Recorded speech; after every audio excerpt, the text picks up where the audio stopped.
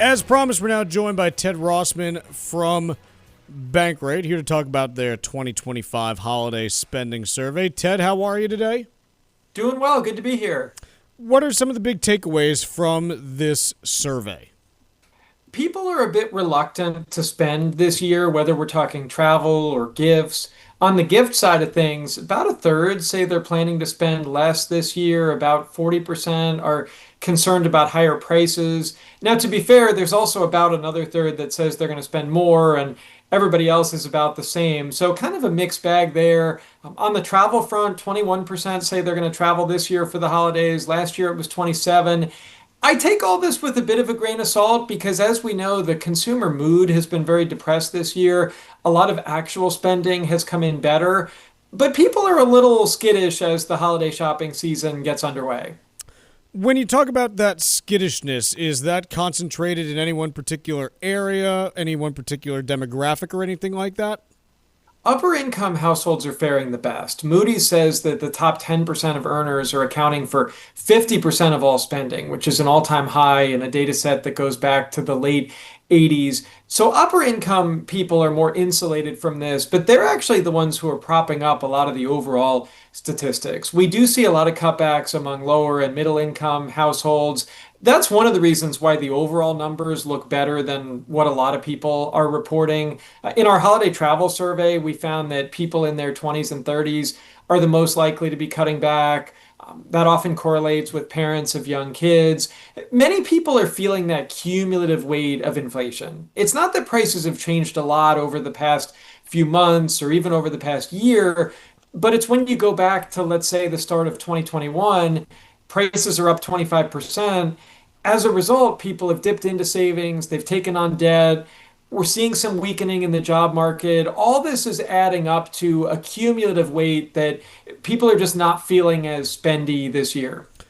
So this is the point where I ask the tough question, which is, even though everyone's saying they're not going to spend as much, we haven't seen any real shift in spending trends over the course of this year in the aggregate. The spending data, whether you're looking at retail sales, credit cards, like however you slice it, has continued to be pretty good. Why should I listen to what people are telling me when their behavior for the last 9 months says something different?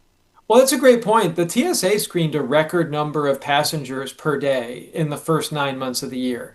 Last year was a record. The year before that was a record. It looks like this year could be another record. So, yeah, it's kind of like what gives. People are saying one thing, they're doing another.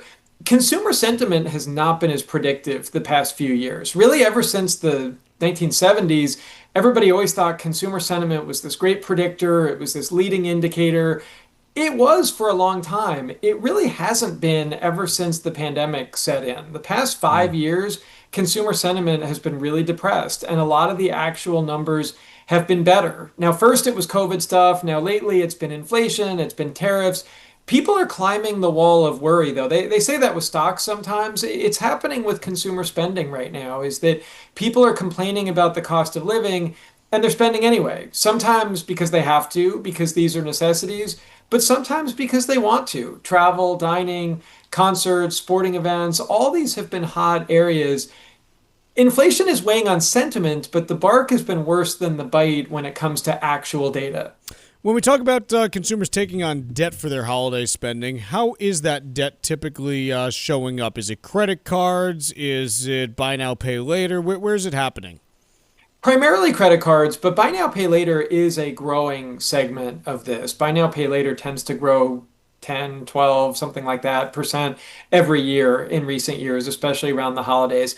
Credit card balances are much higher. I mean, the buy now, pay later market only accounts for something like 3% of the credit card market. So we really do look primarily at the credit card when we're talking about debt.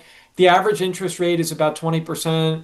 Many store cards are north of 30%. So that's a buyer beware if you're at the checkout counter this holiday season and they offer you the store's branded credit card. Half of credit card holders carry debt from month to month. In our surveys, about a quarter of holiday shoppers say they're taking on debt for retail. About a third say they're taking on debt for travel. Frankly, I fear the toll will be higher just because half of credit card holders already have debt from month to month. So directly or indirectly, they may be adding to that. Not to say you can't have any fun, but try to set a good budget ahead of time. You still have 5 paychecks between now and the end of the year. Set money aside from each of them. Consider a 0% balance transfer card to pause that interest clock for up to 24 months. And maybe even consider cutting back. Maybe you talk to your family about, hey, could we buy fewer gifts this year? Others' heads may get nodding. Ted, appreciate you joining us today. Thanks so much for the information. Anytime. Thank you.